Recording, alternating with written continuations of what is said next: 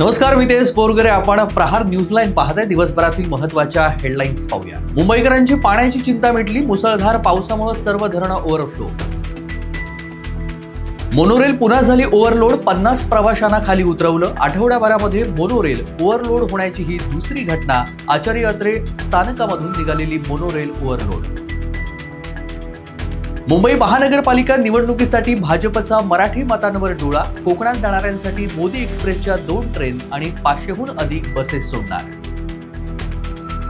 गणेशोत्सव काळामध्ये मुंबई गोवा राष्ट्रीय महामार्गावर 16 टनांपेक्षा जास्त जड वाहनांना वाहतूक बंदी.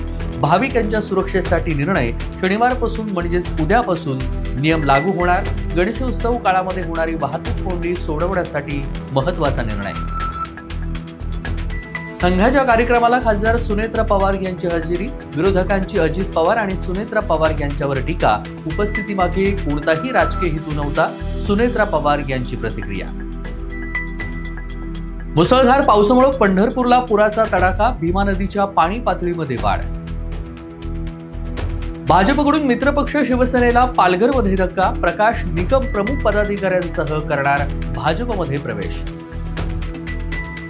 अजित पवारांनी जबाबदारी सोपवताच नवाब मलिक ऍक्शन मोडवर. मुंबई महापालिकेत राष्ट्रवादीच्या विजयासाठी मोर्चे बांधणी. मुंबई निवडणूक व्यवस्थापन समितीच्या अध्यक्षपदी नवाब मलिक यांची नेमणूक.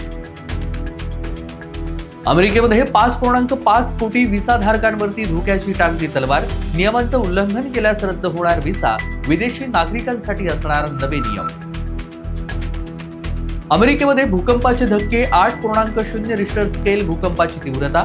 दक्षिण अमेरिकेमध्ये तीव्र भूकंपाचे जोरदार धक्के. भूकंपामुळे लोकांमध्ये भीतीचं वातावरण.